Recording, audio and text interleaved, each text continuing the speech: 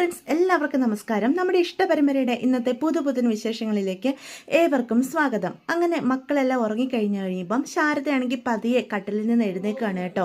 എന്നിട്ട് പറയും, ഞാനായിട്ട് ഈ അരവിന്ദേട്ടൻ ഇല്ലാത്ത ഈ ലോകത്ത് എന്തിനാ ജീവിക്കുന്നത്? ഞാൻ മരിച്ചാൽ ചിലപ്പോൾ എൻ്റെ മക്കൾക്ക് സ്വസ്ഥത കിട്ടിയാലോ എന്നൊക്കെ പറഞ്ഞ് ശാരദ പതിയെ അവിടെ നിന്ന് എഴുന്നേറ്റ് പുറത്തേക്ക് അങ്ങോട്ട് പോവുകയാണ്. ആ നടക്കുന്ന നിമിഷങ്ങളിലെല്ലാം അരവിന്ദിനും ഒത്തുള്ള സന്തോഷകരമായ നിമിഷങ്ങളൊക്കെ മനസ്സിലേക്ക് കടന്നു വരികയാണ്. എൻ്റെ അരവിന്ദേട്ടനുണ്ടെങ്കിൽ എൻ്റെ മക്കളിപ്പം ഒരു രാജകുമാരിയെ പോലെയല്ലേ ജീവിക്കേണ്ടിയിരുന്നത്.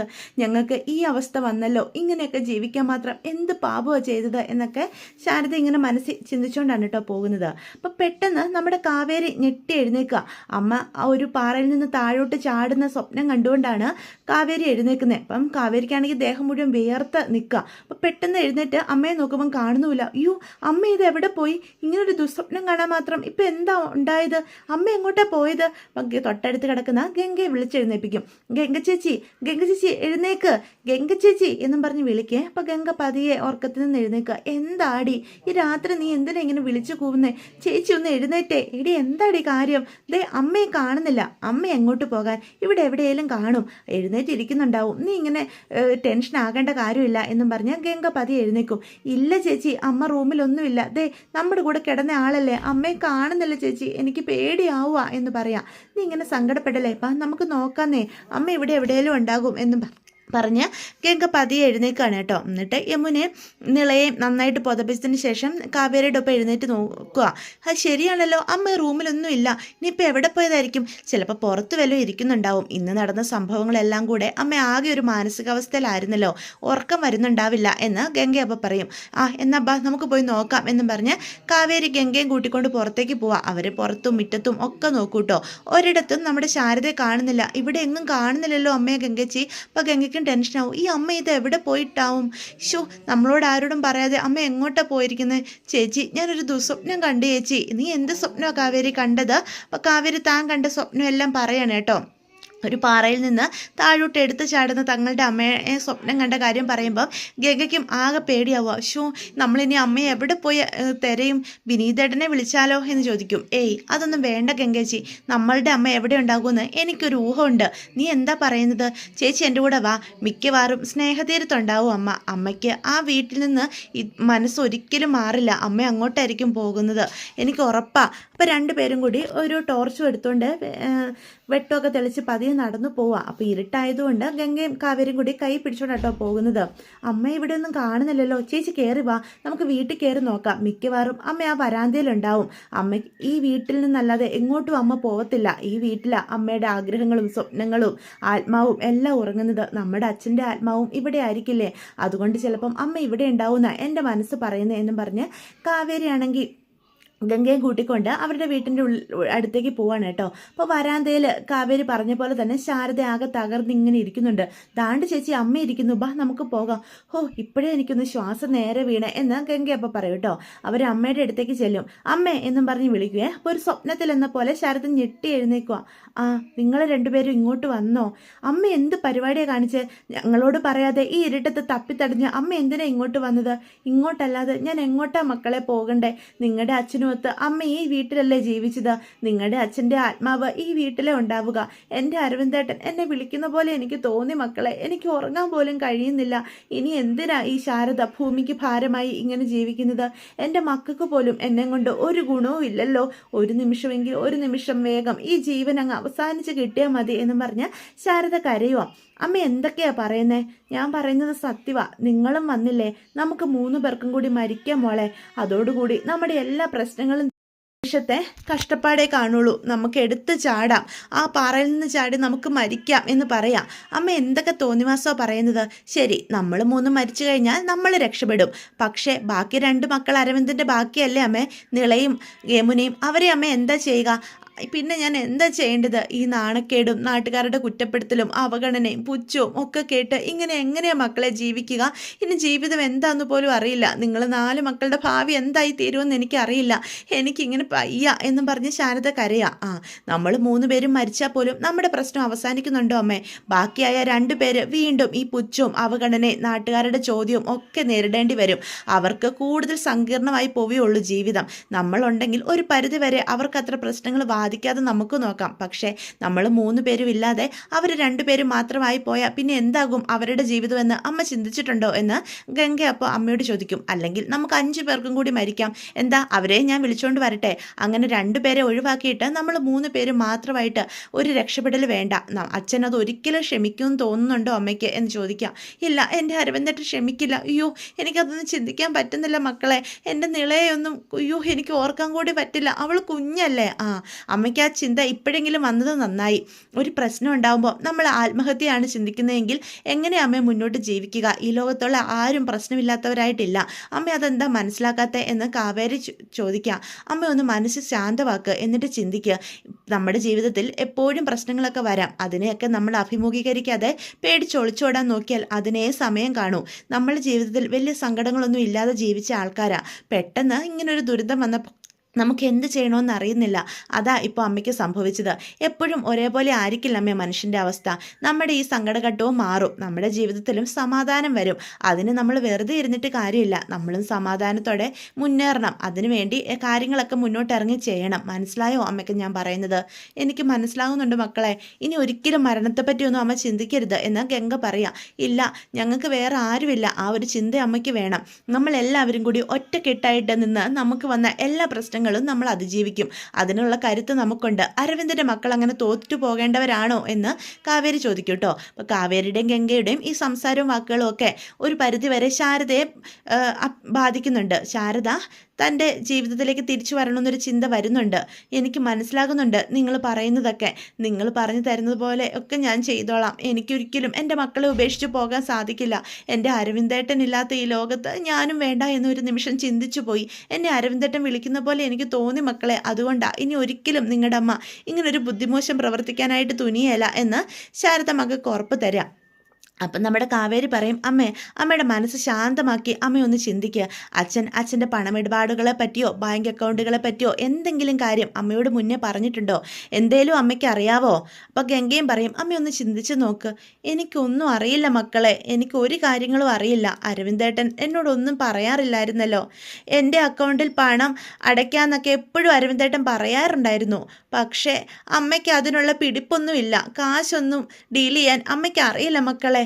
ജയപാലേട്ടനെ ഏൽപ്പിച്ചാൽ മതിയെന്ന് ഞാൻ അമ്മയോട് പറഞ്ഞത്. ഇതൊക്കെ ഇങ്ങനെയായി തീരുമെന്ന് ഞാൻ കരുതിയില്ല.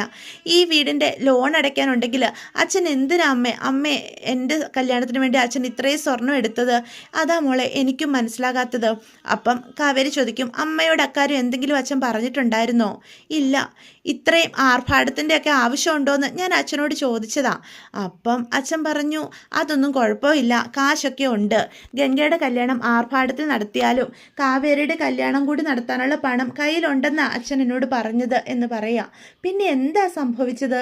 വേറെന്തെങ്കിലും അച്ഛൻ പറഞ്ഞോ? വേറെ ഒന്നും പറഞ്ഞിട്ടില്ല മക്കളെ, എനിക്കൊന്നും അറിയില്ല. എന്നിട്ട് ഗംഗയുടെ കൈ പിടിക്കൂട്ടോ. ഒരു രാജകുമാരിയുടെ കല്യാണം പോലെ ആയിരിക്കണം നിന്റെ കല്യാണം നടത്തണമെന്ന് അച്ഛൻ്റെ ആഗ്രഹം. അങ്ങനെ അച്ഛൻ എന്നോട് പറഞ്ഞത്.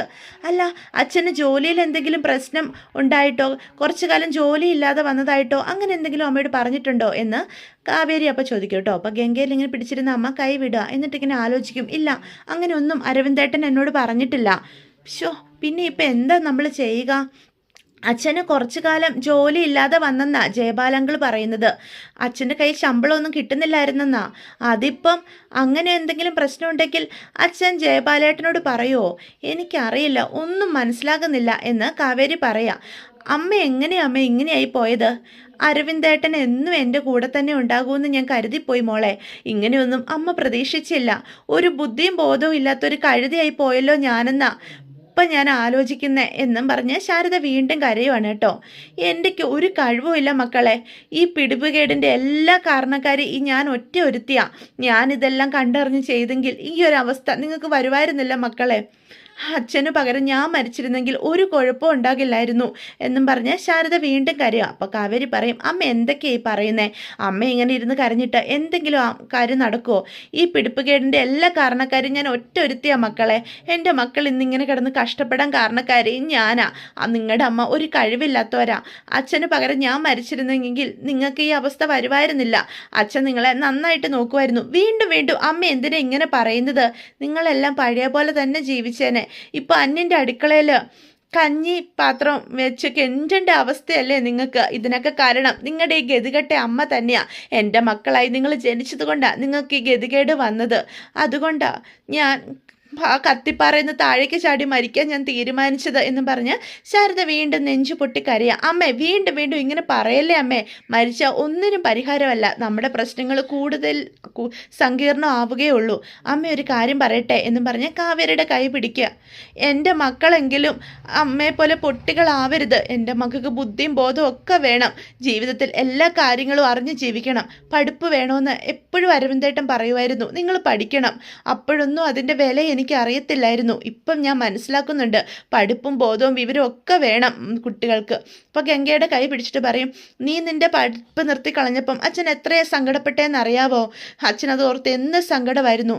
ഇപ്പം പഠിപ്പിൻ്റെ വില ഞാൻ മനസ്സിലാക്കുന്നുണ്ട് മോളെ. എൻ്റെ അവസ്ഥ നിനക്ക് വരരുത് എന്ന് ഗംഗയോട് പറയാം. അപ്പം അമ്മ ഒരു മണ്ടിയായി പോയി. ഞാൻ എന്ത് ചെയ്യാനാ? എൻ്റെ മക്കൾ മുന്നോട്ട് എന്തൊരു കഷ്ടപ്പാടാണ് പെടുന്നത്. ഇതിനൊക്കെ കാരണം ഞാനാ. എനിക്ക് ഗതികെട്ട ഒരു അമ്മയായിപ്പോയി. അച്ഛൻ ഒഴികെ നഷ്ടപ്പെട്ടതെല്ലാം നമ്മൾ തിരിച്ചു പിടിക്കും. ഈ വീടടക്കം എല്ലാം പറഞ്ഞ് മനസ്സിലാകുന്നുണ്ടോ അമ്മയ്ക്ക് എന്ന് കാവേരി ചോദിക്കുക. ഇപ്പം നമുക്ക് ചുറ്റും ഇരുട്ടാ, പക്ഷേ അച്ഛൻ തന്നെ അതിനൊരു വഴി കാണിച്ചു തരും. നമുക്കൊരു വെളിച്ചം കിട്ടും അമ്മേ. അമ്മ സങ്കടപ്പെടാതിരിക്കുക. അമ്മ എഴുന്നേക്ക്. ഒരു കുഴിയുണ്ട്, ഒരു കുന്നും കാണും. നമുക്ക് വേണ്ടി ഒരു വെളിച്ചം അച്ഛൻ ദൂരെ എവിടെയെങ്കിലും കാണിച്ചു തരും. ആ വെളിച്ചം കിട്ടിക്കഴിയുമ്പോൾ നമുക്ക് ചുറ്റും പ്രകാശം ഉണ്ടാകും അമ്മേ. നമ്മളും രക്ഷപ്പെടും. അമ്മ കണ്ടോ എന്ന് കാവേരി പറയാണ് കേട്ടോ. അത് കേൾക്കുമ്പോൾ ശാരദയ്ക്ക് ജീവിതത്തോടൊരു പ്രതീക്ഷയൊക്കെ ഉണ്ടാവുകയാണ്. എന്നിട്ട് ഗംഗയും കാവേരിയും കൂടി ശാരദയും കൂട്ടിക്കൊണ്ട് സുജാതയുടെ വീട്ടിലേക്ക് തന്നെ തിരിച്ചു പോകാനായിട്ട് തുടങ്ങാം. അപ്പം ജനലിൽ കൂടെ അരവിന്ദൻ്റെ ഫോട്ടോ അവരെ നോക്കി ചിരിക്കുന്ന പോലെയൊക്കെ ശാരദയ്ക്ക് തോന്നുവാണേ. ദിവസം രാവിലെ നമ്മുടെ നിളക്കുട്ടി ആകെ സങ്കടപ്പെട്ടിരിക്കുക. അപ്പം ഗംഗ അടുത്തേക്ക് ചെല്ലും. എന്ത് പറ്റി മോളെ എന്ന് ചോദിക്കും. ചേച്ചി, ബ്രഷ് ചെയ്യണം, പക്ഷേ പേസ്റ്റും ബ്രഷും ഒന്നും ഇല്ലല്ലോ. അതും ആലോചിച്ചുകൊണ്ടിരുന്നതാ. ഇത്രയ്ക്ക് വൃത്തിക്ക് പല്ല് തേക്കേണ്ട ചിന്തയൊക്കെ ഉള്ള ആളായിരുന്നെങ്കിലേ വീട്ടിൽ നിന്ന് ഇറങ്ങിയപ്പം ബ്രഷും പേസ്റ്റും ഒക്കെ എടുക്കണമായിരുന്നു. ഇതൊന്നും ഇല്ലാണ്ട് ഇറങ്ങിയിട്ട് ഇങ്ങനെ സങ്കടപ്പെട്ടിട്ട് ഒരു കാര്യമില്ല. ഓ, ഗംഗേച്ചിയുടെ പറച്ചിൽ കേട്ടാൽ തോന്നും ചേച്ചി ഇതൊക്കെ എടുത്തോണ്ടാ ഇറങ്ങിയെന്ന്. ആ സന്ദർഭത്തിൽ അതിനൊക്കെ പറ്റുമായിരുന്നോ ചേച്ചി? നീ ഇങ്ങനെ സങ്കടപ്പെടാതെ. ബ്രഷും പേസ്റ്റും ഒന്നും ഇല്ലാത്ത കാലത്തും ആൾക്കാർ വൃത്തിയായിട്ട് പല്ലൊക്കെ തേച്ച് തന്നെയാണ് നമ്മുടെ ഈ ലോകത്ത് ജീവിച്ചത്. നമുക്കങ്ങ് തൊടിയിലേക്ക് ഇറങ്ങി നോക്കാം, എന്തെങ്കിലും ഒരു കോവഴി കിട്ടാതിരിക്കില്ലെന്നേ. നീ ഇങ്ങനെ സങ്കടപ്പെടല്ലേ എന്ന് പറയണേ. അപ്പം നിളച്ചിരിക്കും കേട്ടോ. പെട്ടെന്ന് നമ്മുടെ വിനീത ബൈക്കിൽ കുറച്ച് സാധനങ്ങളൊക്കെ മേടിച്ചുകൊണ്ട് വരികയാണ്. അപ്പം നിലയുടെ അടുത്തേക്ക് ചെല്ലും. എന്നിട്ട് പറയും, മോളെ ഇതെല്ലാവർക്കും ഉള്ള ബ്രഷും പേസ്റ്റും ഒക്കെ ഉണ്ട് കേട്ടോ, എല്ലാവർക്കും മോള് തന്നെ കൊടുക്കണം എന്ന് പറയാം. അപ്പം നിലയ്ക്ക് ഒത്തിരി സന്തോഷമാവാണേ. അപ്പോൾ ഗംഗയ്ക്കും വിനീതിന് അവർ കാണിക്കുന്ന പരിഗണനയിൽ ഒരുപാട് സന്തോഷം തോന്നുക. അപ്പോൾ ഇതെല്ലാം കണ്ടുകൊണ്ട് ശാരദ അവിടെ നിൽക്കുന്നുണ്ട്. അതേസമയം തന്നെയാണ് സുജാത പറമ്പിൽ നിന്ന് 2 തേങ്ങയൊക്കെ പെറുക്കിക്കൊണ്ട് അടുത്തേക്ക് വരുന്നത്. അപ്പം വിനീത് കൊടുത്ത കവറ് നിലയുടെ കയ്യിൽ നിന്ന് തട്ടിപ്പറിച്ചങ്ങ് മേടിക്കുക. എന്നിട്ട് നോക്കൂ എന്താണ് അതിൽ നിന്ന്. ഓഹോ, ബ്രഷും പേസ്റ്റും ഒക്കെ ഉണ്ടല്ലോ. അല്ല, ബ്രഷൊക്കെ ആളാം വീതം മേടിച്ചിട്ടുണ്ടല്ലോ. ഓ, ഇങ്ങനെ ഒരു നാണം കെട്ടവൻ. നിനക്ക് നാണം ഉണ്ടോടാ ഇവരുടെ പിന്നാലെ അതും ഇതും ചെയ്തുകൊണ്ട് ഇങ്ങനെ കൊടുക്കാനായിട്ട്? ദേ, ഈ നിൽക്കുന്നവർക്ക് നിന്നോട് പുച്ഛമായിരുന്നല്ലോ. ഇവളെ നിന്നെ ഒരു അല്പം പോലും പരിഗണിക്കാതിട്ട് ഇങ്ങനെ. ഇനി നിന്നോട് അല്പം സ്നേഹം കാണിച്ചിരുന്നെങ്കിൽ നീ നിന്റെ ജീവിതം തന്നെ ഇവളുടെ കാൽക്കീഴിൽ സാഷ്ടാംഗം സമർപ്പിക്കുമായിരുന്നല്ലോ എന്ന് പറയാണ് കേട്ടോ. ഹോ, ഇങ്ങനെയുണ്ടോ? നീ എൻ്റെ വയറ്റിൽ തന്നെ ജനിച്ചു പോയല്ലോ. രാത്രി കഴിക്കാൻ പെറോട്ടയും ചിക്കനും പിന്നെ കുത്തിപ്പൊറിച്ച മുട്ട എന്തൊക്കെയാ വാങ്ങിച്ചുകൊണ്ട് കൊടുക്കുന്നത്. ദേ, ഇപ്പാണ് ബ്രഷ് പേസ്റ്റ്. അല്ല, ഈ കൊച്ചിനെ മറ്റേ പാവക്കുട്ടിയുടെ പടമുള്ള ബ്രഷ് എന്താടാ മേടിച്ചു കൊടുക്കാതിരുന്നത്? അങ്ങനത്തെ ഒരെണ്ണം മേടിച്ചു കൊടുക്കത്തില്ലായിരുന്നോ? ഇന്ന തേച്ചോ എല്ലാവരും പല്ല്. ഇനിയിപ്പം ബ്രഷ് കൊണ്ട് തേക്കാഞ്ഞിട്ട് രാജകുമാരിമാരുടെ പല്ല് വിളക്കാതിരിക്കണ്ട എന്നും പറഞ്ഞ് സുജാത അവിടെ നിന്നങ്ങോട്ട് പോവാണ് കേട്ടോ. അപ്പം നമ്മുടെ ഗംഗയ്ക്ക് ആകെ സങ്കടം വരിക. ഓരോ നിമിഷവും ഗംഗേനെ ഇങ്ങനെ കുത്തി സംസാരിക്കുന്നത് കേൾക്കുമ്പോഴേ അപ്പം ഗംഗ അവിടെ നിന്ന് കരയുവാണ് കേട്ടോ. അപ്പോൾ ശാരദ അത് കണ്ടുകൊണ്ട് അടുത്തേക്ക് വരിക. എന്നിട്ട്, മോളെ നീ ഇങ്ങനെ സങ്കടപ്പെടല്ലേ, സുജാതയുടെ സ്വഭാവം നിനക്കറിയാവുന്നതല്ലേ. അമ്മ, ഇത്ര വലിയ തെറ്റാണോ അമ്മ ഞാൻ ചെയ്തത്? എനിക്ക് അംഗീകരിക്കാൻ പറ്റാത്തൊരു വിവാഹം വേണ്ട എന്ന് ഞാൻ പറഞ്ഞു. പക്ഷെ ഒരിക്കലും വിനീതരോട് ഞാൻ ദേഷ്യത്തോടെ പെരുമാറിയിട്ടുണ്ടോ? പിന്നെ എന്താ ഇങ്ങനെയൊക്കെ സംസാരിക്കുന്നത്? എല്ലാവരോടും ഒരുപോലെ സ്നേഹം തോന്നണോ അമ്മേ എന്ന് ചോദിക്കുക. മോൾ ഒരു തെറ്റും ചെയ്തിട്ടില്ല, സങ്കടപ്പെടല്ലേ എന്നും പറഞ്ഞ് ശാരദ സമാധാനിപ്പിക്കും കേട്ടോ. അപ്പം പിറ്റേ ദിവസം രാവിലെ തന്നെ നമ്മുടെ യമുനയാണെങ്കിൽ വിശാലിനെ കാണാനായിട്ട് ചെല്ലുക. അപ്പോൾ വിശാൽ പറയും, നാട്ടിൻപുറത്തെ നന്മ വരുവാ നിൻ്റെ ആ വിനീതേട്ടൻ. ഓ, എന്തൊരു നല്ലവനാ അവൻ. അവൻ്റെ വീട്ടിലേക്ക് നിങ്ങളെല്ലാവരും കൂടി എന്തിനാ കൂടെ പോയത്? അങ്ങനെ ഒരു അവസ്ഥയായിരുന്നു വിശാൽ. അല്ലാതെ ഞങ്ങൾ എങ്ങോട്ട് പോകാനാ? അച്ഛന് ചെറിയ തിരക്കുകൾ വന്നു, അതുകൊണ്ട് അച്ഛൻ പെട്ടെന്ന് അവിടെ നിന്ന് പോയത്. അച്ഛൻ പോയ തക്കത്തിന് നിങ്ങൾ എന്തിനാ അവൻ്റെ കൂടെ ഇറങ്ങി പോകാൻ നോക്കിയത്? അച്ഛൻ വന്ന് നോക്കിയപ്പോൾ നിങ്ങളെ വിട്ട് കാണുന്നുമില്ല. ഇല്ലെങ്കിൽ ഞങ്ങളുടെ വീട്ടിലേക്ക് നിങ്ങളെ കൂട്ടാനാ എൻ്റെ അച്ഛൻ ഇരുന്നത്. വരുന്നത് എന്ന് പറയാം. എന്തു പറയാനാ, ഇങ്ങനെയൊക്കെ സംഭവിച്ചു പോയില്ലേ എന്ന് പറയാം. അവൻ്റെ വീട്ടിലേക്ക് കയറി ചെന്നാൽ ഉറപ്പായിട്ടും കുത്തുവാക്കുകൾ കേൾക്കേണ്ടി വരുമെന്ന് നിങ്ങൾക്ക് അറിയാവുന്നതല്ലേ, അറിഞ്ഞുകൊണ്ടല്ലേ നിങ്ങൾ അങ്ങോട്ട് പോയത്. അവനൊരു നന്മമരം കളിക്കുന്നതാ, അല്ലാതെ അവനും മനസ്സിലിപ്പം സന്തോഷിക്കുന്നുണ്ടായിരിക്കും. വിനീതേട്ടൻ അങ്ങനെ ഒരാളൊന്നുമല്ല. എന്ത് സംഭവിക്കാനാ, ഞങ്ങൾക്ക് സംഭവിക്കാനുള്ളതൊക്കെ സംഭവിച്ചു കഴിഞ്ഞു. നിന്റെ പ്രശ്നമൊക്കെ അവസാനിക്കുന്നേ. ഞാൻ നിന്റെ കഴുത്തിലൊരു താലി കെട്ടി എൻ്റെ വീട്ടിലേക്ക് കൊണ്ടുപോയാൽ പിന്നെ നിനക്കെന്താ പ്രശ്നം? ഇത് കൂടുതൽ എന്ത് പ്രശ്നം ഞങ്ങൾക്കിനി ഉണ്ടാകാനുള്ളത്? അരവിന്ദൻ്റെ മക്കൾക്ക് സംഭവിക്കാനുള്ളതൊക്കെ സംഭവിച്ചു കഴിഞ്ഞു. ഇതിലും വലിയ ദുരന്തമൊന്നും ഇനി ഞങ്ങൾക്ക് സംഭവിക്കാനും ഇല്ല എന്ന് യമുന വിശാലിനോട് പറയാണ് കേട്ടോ. അതോടുകൂടി ഇന്നത്തെ എപ്പിസോഡ് അവസാനിക്കുകയാണ്. അപ്പോൾ ഇതൊക്കെയാണ് വിശേഷങ്ങൾ. വീഡിയോ ഇഷ്ടപ്പെട്ടുവെങ്കിൽ ചാനൽ സബ്സ്ക്രൈബ് ചെയ്യാൻ മറക്കരുത്, ലൈക്ക് ചെയ്യാനും മറക്കരുത്, നിങ്ങളുടെ അഭിപ്രായങ്ങൾ കമൻസ് വഴി എന്നെ അറിയിക്കാനും മറക്കരുത്. അപ്പോൾ